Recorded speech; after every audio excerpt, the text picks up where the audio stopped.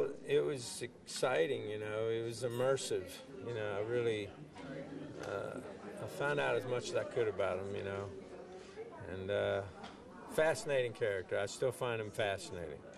In fact, there was one book I was reading after I finished the movie, and then I went to work on this movie, War for the Planet of the Apes in Vancouver, and I kept reading the book all the way through just because I'm so fascinated by LBJ.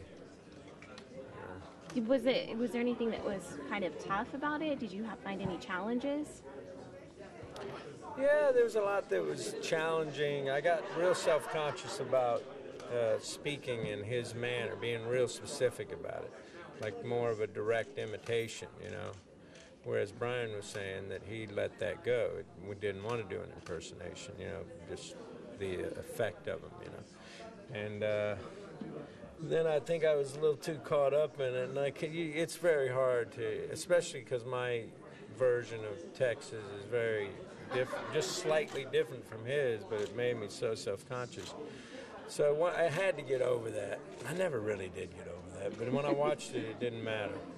Well, my buddy Will Ferrell calls those actors from Texas, he calls us the Texas acting mafia. But, you know, there's a lot of good actors from here, and there's a lot of good people from here, and I guess there is just a different flavor, you know. Like you think about Willie Nelson, you think about Matthew McConaughey. I mean, you know, there's Owen Wilson, you know, just like they're all of them.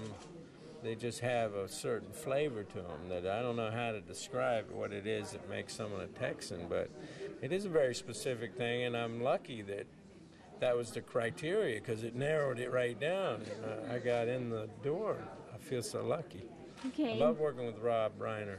He's really a maestro. And we saw some pretty historic moments portrayed in this movie. When JFK was assassinated, what was it like to try to portray something that was so iconic in our history of our country? Well, it's daunting because we want to get it right, you know, and we were pretty conscious, although there would be some things that he said at some other time that we'd insert here. We were pretty conscious about everything being pretty, you know, as it was. You know, obviously you're going to take a little bit of license some places where it's necessary.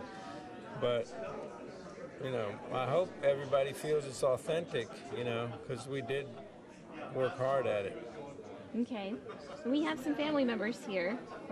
We have his daughter watching it for the first time. What are your feelings towards how they'll feel about you portraying your dad? Oh, man, that's pretty much the main. If I had any anxiety, that would be, I just want them to like it. I really, it would mean a lot if they liked it. And if they hate it, it's going to be just devastating. Okay. You said there's a difference, sort of a specific difference between, like, maybe you're talking about the accent between you and LBJ. Is it a geographical thing, or is there something else? It is geographical. He's from the hill country. I was born in Midland, but grew up in Houston, so just different accents, you know. And but I love the way he talks. I think he was a master communicator. But you know, as much as I tried to affect his accent, I think, you know, it's enough of an approximation. It's like, hopefully. In the end, when I watched it, it didn't bother me at all. I was terrified it was going to seem artificial. And did you have an impression of LBJ growing up? Is it someone you thought about or had a... I didn't really think much about him because, you know, he left the presidency in '68, so I was like 7. Wasn't really that conscious of that. Mm-hmm. But, you know, certainly later on, being a Texan, I was quite conscious of him. In what way, though? Was it positive? Was it negative? Was it mixed? Well, it's, you know, kind of negative.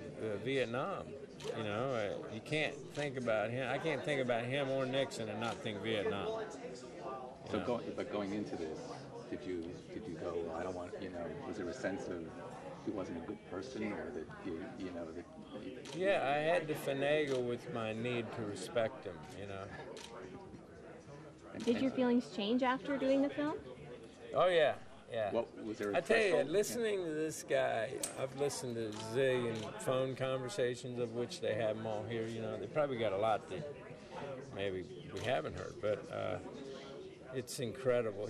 What a force of nature. What a personality. I'm so deeply fascinated by him.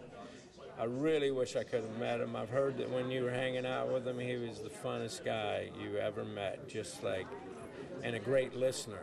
And can't help but think we would have got along good.